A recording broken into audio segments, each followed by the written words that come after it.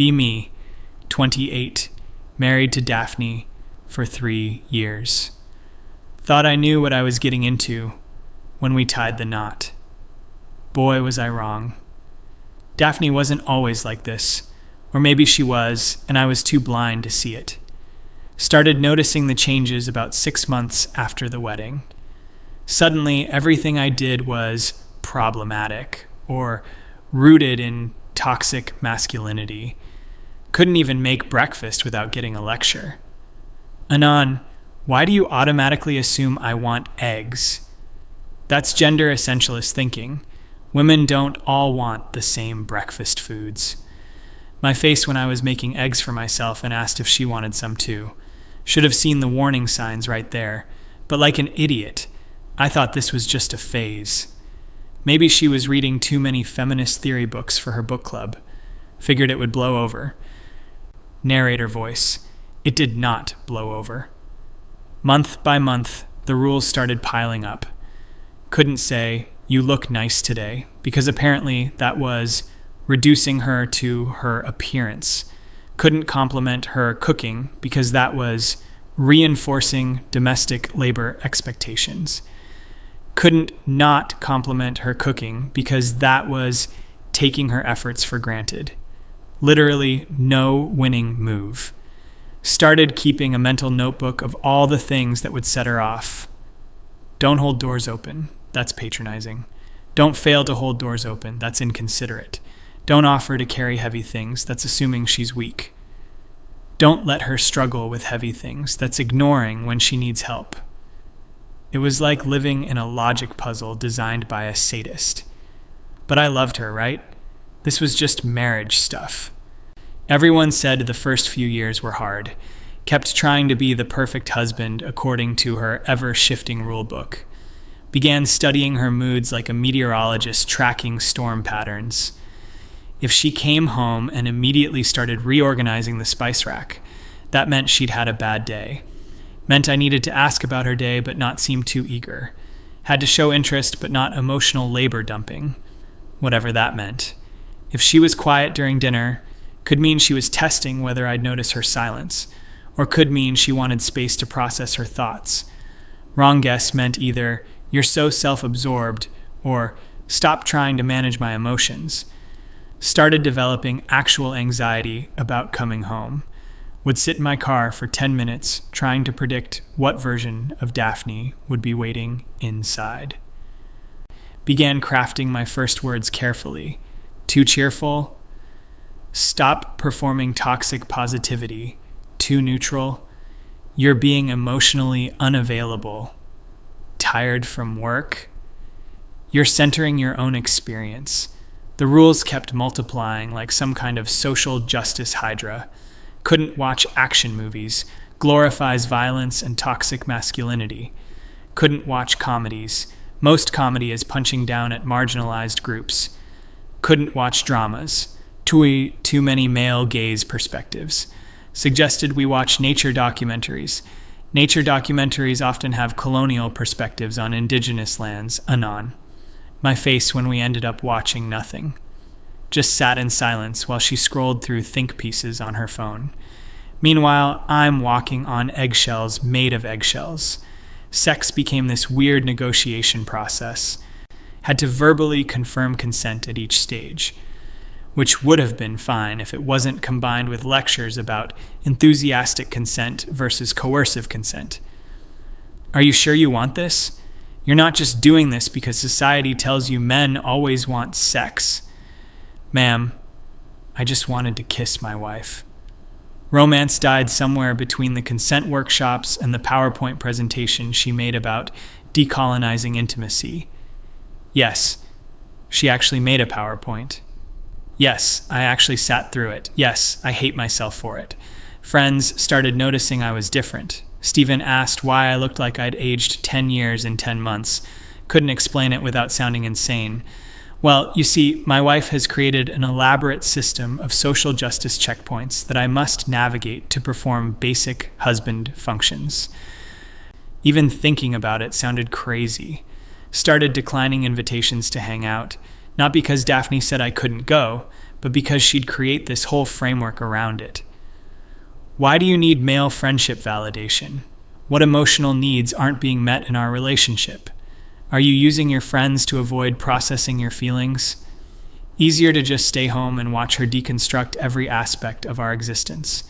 The breaking point should have been the grocery store incident. Went shopping together on a Saturday, trying to be a good husband, asked what she wanted for dinner that week. Why are you assuming I'm responsible for meal planning? That's invisible labor that women are expected to perform. Okay, fair point. So I started making suggestions. Why are you taking control of the decision-making process? I'm capable of choosing my own food. Stopped making suggestions, just walked beside her. Are you going to contribute anything to this process or just follow me around like dead weight? Literally could not win. Stood in the cereal aisle having an existential crisis while she lectured a teenage stockboy about how the shelf arrangement reinforced gender stereotypes. Why are the fun cereals at kid eye level while the healthy options are higher up? This teaches children that nutrition is an adult responsibility rather than a shared family value. Kid just wanted to finish his shift. I wanted to disappear into the floor. That night, she presented me with a 47-point plan for decolonizing our domestic space. I wish I was making that number up.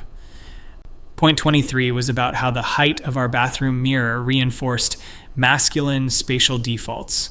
Point 31 was about reorganizing our bookshelf to center marginalized voices. Point 40 was about developing a more intentional approach to condiment allocation. I don't even know what that means. Still don't know what that means. Probably never will know what that means. But I nodded and agreed because that's what I did. I was the yes man in my own marriage. Months passed in this weird haze of hypervigilance, analyzing every word before I spoke, second-guessing every gesture, living like I was diffusing bombs instead of making conversation with my wife. Developed this exhaustion that sleep couldn't fix, the kind of tired that settles into your bones, where even thinking about having to navigate another conversation felt overwhelming. Started working late, not because I had to, but because home felt like a battlefield.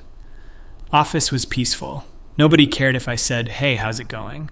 without deconstructing the patriarchal implications of casual greetings. Could eat lunch without someone analyzing the privilege embedded in my sandwich choices. Daphne started complaining that I was emotionally withdrawing. But every time I tried to engage, it turned into an educational moment about my internalized problematic behaviors. Couldn't tell her about my day without it becoming a seminar on workplace dynamics and systemic oppression. Couldn't ask about her day without it becoming a lecture on emotional labor and gender expectations. Couldn't remain silent without it being stonewalling and conflict avoidance. Realized I was living in a no-win scenario, like that Star Trek test where the computer just keeps escalating until you lose. Except this was my actual life. And there was no Kobayashi Maru solution, just endless new rules and shifting goalposts. The moment everything changed was a Tuesday in October. Remember it perfectly because it was so mundane. Came home from work, she was in the kitchen, had her laptop out, typing furiously, looked up when I walked in. "We need to talk about your greeting patterns." Apparently she'd been tracking how I said hello when I came home. Had a spreadsheet. An actual spreadsheet, with columns for tone, eye contact duration, physical proximity, and emotional availability indicators. Showed me graphs about my hellos. I've noticed a 23% decrease in enthusiasm over the past 6 weeks. This suggests you're not prioritizing our relationship connection. Stared at this woman I married. This person who had turned "Hello, honey, I'm home" into a data analytics project. And something just broke. Not in an angry way, not in a dramatic way. Just broke, like a rubber band that's been stretched too far for too long. Looked at her spreadsheet, looked at her earnest face waiting for me to engage with this insanity, and for the first time in months, I just didn't. "Okay," I said, went upstairs, changed clothes, came back down, and made myself dinner. She followed me around trying to continue the conversation. "Anon, we need to process this. Your dismissive response is exactly what I'm talking about. Didn't engage. Not rudely, not angrily, just didn't engage. Ate my pasta while she explained why my lack of engagement was problematic. Finished eating, washed my dishes, went to watch TV. She kept talking, kept explaining, kept trying to draw me into the framework. I just didn't participate, wasn't hostile, wasn't argumentative, just stopped playing the game. It was like I'd stepped out of the minefield entirely, just walked away from the whole elaborate system she'd constructed. Over the next few days, kept not engaging. She'd present new rules, I'd nod, and then do whatever I was going to do anyway. She'd try to start discussions about problematic behaviors. I'd listen politely and then go about my business. She'd attempt to assign emotional homework. I'd say, okay, and then not do it. Wasn't being mean, wasn't fighting back. Just stopped participating in the endless analysis and rule-making.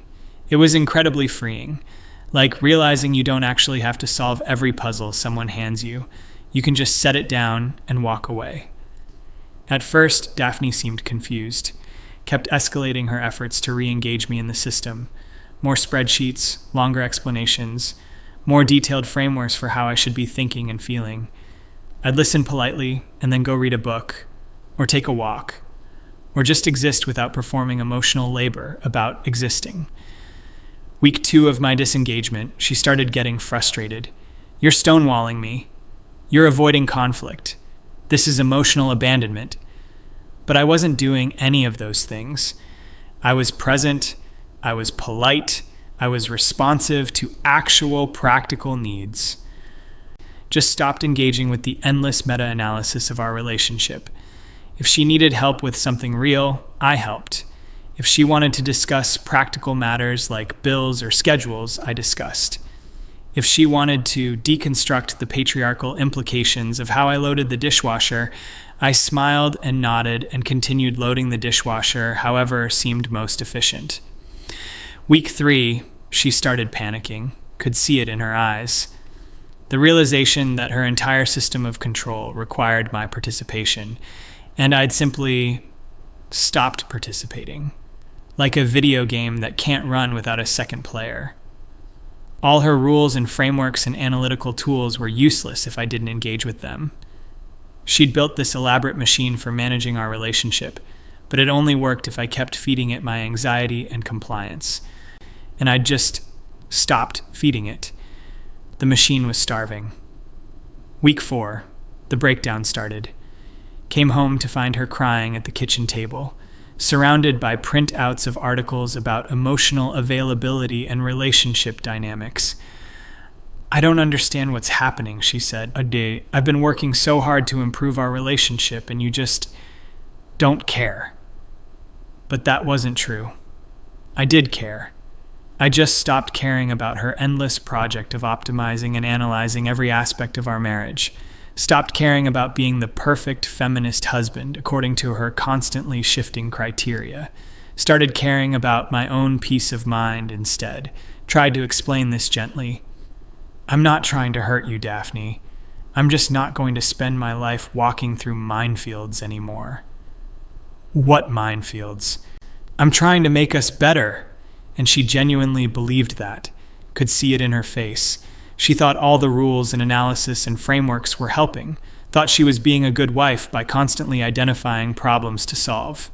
Didn't realize she'd turned our marriage into a doctoral thesis that could never be completed.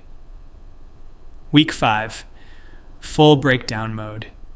She was staying up until 3 a.m. reading relationship blogs, printing out articles about men who withdraw from emotional intimacy, trying to diagnose what was wrong with me. Because clearly, if I wasn't engaging with her system, I must be broken. Couldn't accept that maybe the system itself was the problem. Found her one morning with a list of therapists who specialized in emotionally distant partners. "I think you need professional help," she said. "I think I need a marriage where I'm not a defendant in an ongoing trial," I replied. That's when she really lost it. Started screaming about how I was abandoning our relationship, how I was giving up on us, how I was being selfish and immature. But I wasn't doing any of those things. I was just refusing to be managed like a problematic employee, refusing to treat my own emotions and behaviors like they needed constant oversight and correction, refusing to live in a world where every interaction was a test I could fail. The irony was incredible. She'd spent years trying to control every aspect of our dynamic, creating rules and systems and frameworks for how I should think and feel and behave. And the moment I stopped submitting to that control, she completely fell apart. All her feminist theory about agency and autonomy, but couldn't handle when I actually exercised agency and autonomy in a way she didn't like. Week 6, she moved back to her parents' house temporarily to get some space and figure out what's wrong with our relationship. House was quiet for the first time in years. Could eat cereal for dinner without a lecture about nutrition privilege. Could watch whatever I wanted without a discourse analysis. Could say good morning without wondering if my tone was sufficiently emotionally available. It was paradise. Realized how much stress I'd been carrying, how much mental energy I'd been spending on trying to navigate her emotional landmines, how exhausted I'd been from constant vigilance. Friends noticed the change immediately. Steven said I looked like I'd been released from prison. You're actually making eye contact again, dude. Hadn't realized I'd stopped doing that. When you're always worried about your next mistake, you stop looking directly at the world. Daphne called every few days with updates on her processing. Had apparently found a support group for women with emotionally unavailable partners, was reading books about narcissistic men and relationship trauma, still completely convinced that my unwillingness to engage with her control system meant I was broken. Never once considered that maybe her control system was the problem. Week 8, she wanted to meet for coffee to discuss our path forward. Agreed because I'm not a monster. Still loved her, just couldn't live in her emotional panopticon anymore. Met at a neutral cafe. She had a notebook. Of course she had a notebook. I've been doing a lot of work on myself, she said. I've identified some patterns in our relationship that were unhealthy. Thought maybe she'd had a breakthrough. Maybe realized that turning marriage into a constant performance review wasn't sustainable. Nope. I've been too accommodating of your emotional withdrawal, she said. I need to set better boundaries about emotional labor and relationship participation. She'd learned new terminology but hadn't learned anything. Still thought the problem was my failure to engage with her system. Not that the system itself was insane. Had a whole new framework for how we could rebuild trust and emotional intimacy. More rules, more requirements, more ways to fail. Just with different vocabulary. Looked at this woman I'd loved. This person who couldn't just let us be married without turning it into a semester-long seminar. And felt nothing but sadness. Not anger, not resentment, just profound sadness that she couldn't understand the difference between a relationship and a research project. I don't think this is going to work, Daphne. That's when the real breakdown happened, right there in the coffee shop.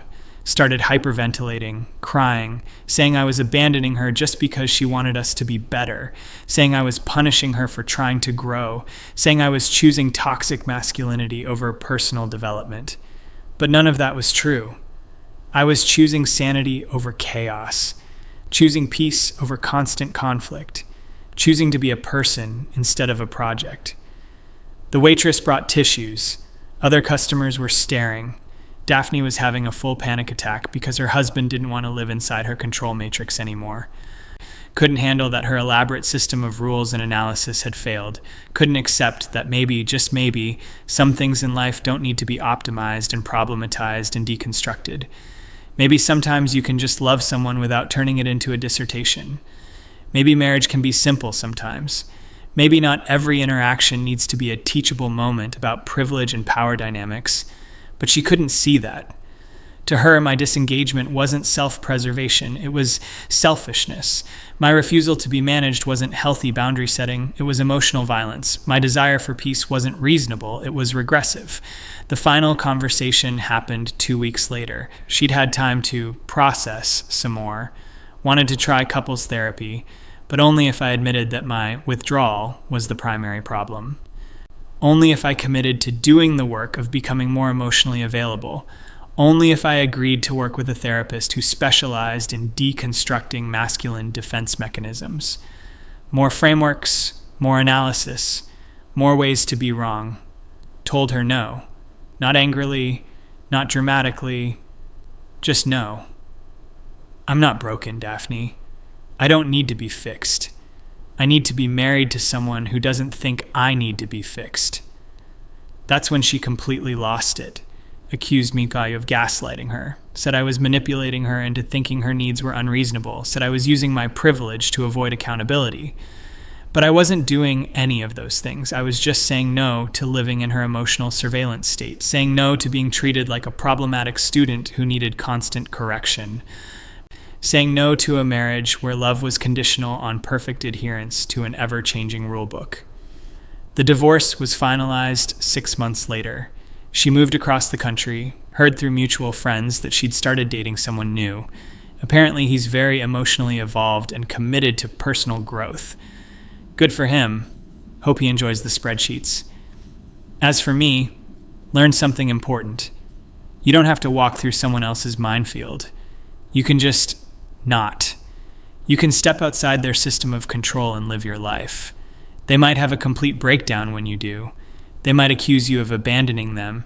They might genuinely believe you're broken and selfish and wrong.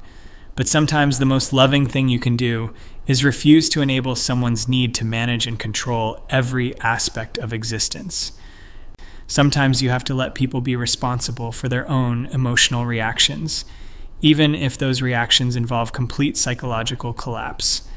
Dating again now. It's amazing how simple relationships can be when both people are just trying to enjoy each other's company, instead of constantly optimizing and analyzing and improving each interaction. Met Sarah 3 months ago. She's great. When I complimented her dress, she said thank you. Didn't launch into a lecture about the male gaze and appearance-based validation. When I held a door open, she walked through it. Didn't require a discussion about patronizing gender dynamics. When I suggested we watch a movie, she said, "Sure, what do you want to watch?" Didn't need to analyze the representation and problematic themes first. It's revolutionary. Normal human interactions without constant meta-commentary. Conversation without performance reviews. Affection without frameworks. Love without spreadsheets. Sometimes Daphne still contacts me, usually late at night, long messages about how I abandoned our growth and chose comfort over consciousness, how I gave up on becoming a better person, how I'm perpetuating toxic patterns by being with someone who doesn't challenge me. Don't respond anymore, not because I'm angry, not because I want to hurt her, but because I finally learned the most important lesson. You can't save someone from their need to control everything. You can only save yourself from being controlled. And sometimes the kindest thing you can do is just stop walking through the minefield. Let them stand there alone with all their rules and frameworks and demands, wondering why nobody wants to play their impossible game anymore. My face when I realized freedom was always an option. Just had to choose it. Chose peace over chaos. Chose simplicity over complexity. Chose love over optimization. Best decision I ever made.